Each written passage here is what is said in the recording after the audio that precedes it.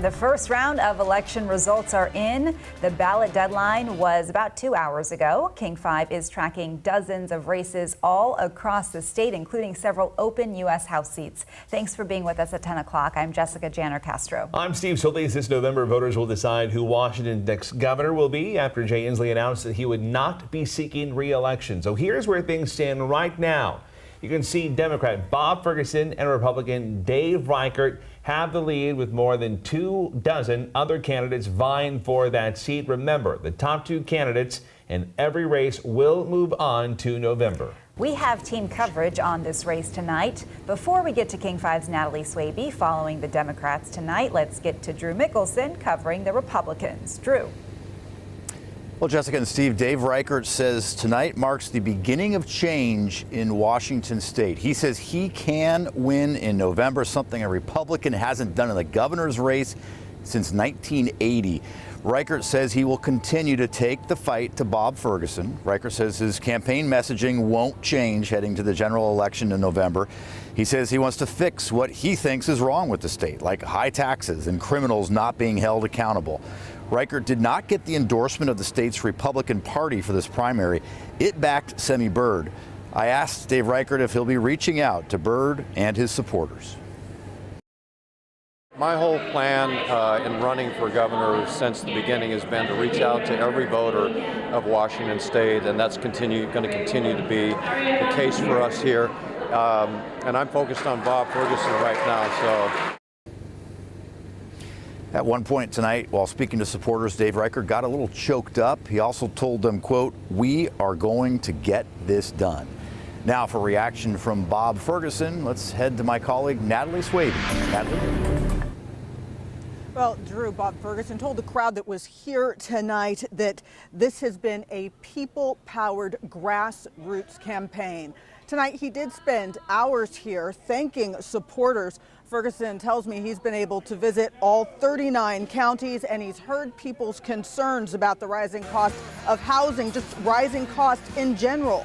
He says tackling those issues and putting a priority on public safety are key focuses. Tonight, Ferguson told the crowd that it's been clear from the beginning that Dave Reichert would be his opponent in November. Reichert, the former King County sheriff, is also making public safety a focus of his campaign. I was able to ask Ferguson about that.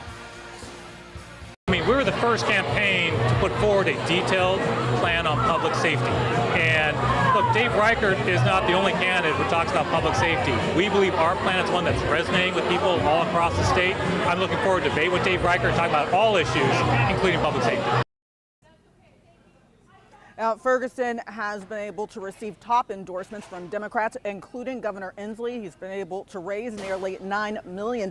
Tonight, he told people here that this was a victory to celebrate, but the work continues. He is focused now on winning in November.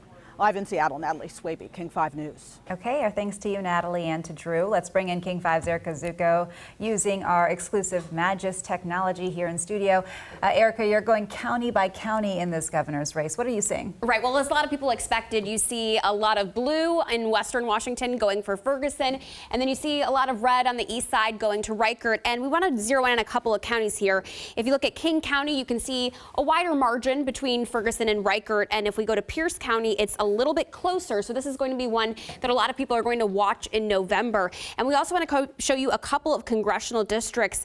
If you look over here, so right now you have Randall and McEwen that are leading in CD6. And we also want to give you a quick look at CD3, where there you can see this is a hotly contested race back in 2022. You can look at some of the historical results there. And when we look at what we're seeing so far in the 2024 primary, you can see it looks like it will likely be a Glusum Camp Perez and Kent matchup yet again. Now you can actually look at all these numbers, click through yourself, just visit king5.com and you can use this tool as well. Back to you.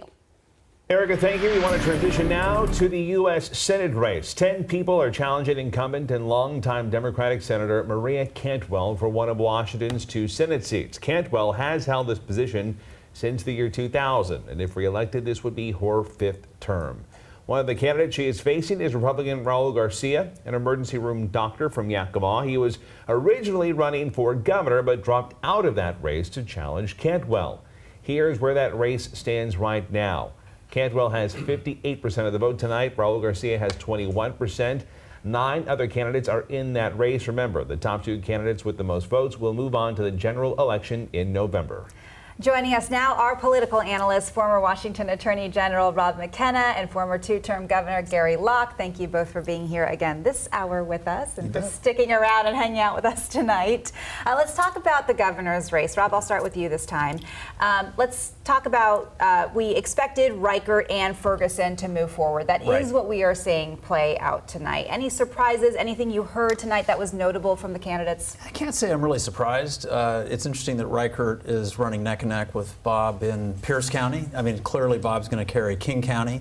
I haven't seen Snohomish County numbers, and those are going to be interesting, keeping in mind that these races are generally decided by King, Pierce, and Snohomish County majorities. So we'll look at those, and I think it's safe to say there's a horse race coming up in November. It's going to be a really interesting race. Each of the candidates has already begun to stake out their positions, their attack positions, as well as what they're proud of. And I think they're going to hone that message, and they're going to keep driving it. Semi Bird was endorsed by the Washington GOP. Drew Mickelson, our reporter there with Reichert, asked, are you going to be able to get those votes to your camp? And he didn't answer the question directly, but do you think that that's a possibility that he will grab those? He will. The supporters of Semi Bird are hardcore Republicans, and hardcore Republicans almost never vote for a Democrat. They may sit out the election and say, oh, the Republican nominee is not a person I can support, but they're never going to cross over. And so he can pretty much expect those voters that supported the other Republican candidates to come into his camp. Okay, those are in the bag. Right. Now, one of the things we heard from both candidates tonight is something that I think is on the mind of a lot of voters across Western Washington, that's public safety. Based on, now that we know that it's these 2 candidates moving forward to November, is one probably leaning a little bit more towards bringing that voter in on the public safety front? Could it be the former sheriff? Look, I mean, one of the reasons it was a good idea for Dave Reichert to run is that is a big issue, and he has real credibility and a strong track record. Not only as King County Sheriff, but I mean, he's the detective who solved the Green River Killers mystery, right? So he's making effective use of that issue, but as Gary's been pointing out, Bob is making use of the abortion question, even though our own state law is really not under any threat, right? Our state has a strong tradition of protecting a woman's right to choose. But Bob will campaign on that relentlessly, and politically it makes sense for him to do so. One of the things that Bob has talked about in his ads is he wants to hire more police officers, and you had mentioned in the 8 o'clock hour that if he does become governor, there are some things he could do to help that cause. The governor proposes the budget for the state, whether it's for money for education, human services, environmental causes, and also public safety. So he could, if governor, he can propose in his budget and say, the legislature, I need you to put more money into the state patrol, but also provide money for local governments to hire more police officers. And so the governor has enormous power in terms of pushing forward an agenda for the state. Bob has been AG for 3 terms. He's proposed dozens and dozens of bills in the state legislature that have been adopted, but for some reason he never proposed a bill to provide for more cops. So now he's coming to that issue. Again, it makes sense for him to do so politically. Last hour we talked about historically low turnout during the primaries, and I know that we are going to see a lot more voters show up for the general in November. That's no doubt. But is there anything in your experience, I'll open up the question to both of you, that the campaigns can take away from tonight? Our message is landing in this way. It's not. How do they look at the numbers tonight? With a grain of salt, because turnout is so low. Look, 2 years ago, or 4 years ago with Trump on the ballot, we had very high primary turnout, relatively speaking. We're regressing to the mean now. We're going to, Secretary of State Hobbs is projecting, telling people privately, like 34% primary turnout. I think it'll be higher than that, but that's way below over 50% turnout that we had 4 years ago. So I wouldn't read too much into the primary results. It's when the true believers come out, and also the vote tends to weigh more heavily towards older voters. So, I don't know, Gary, what do you think? Well, and there'll be much higher turnout in November.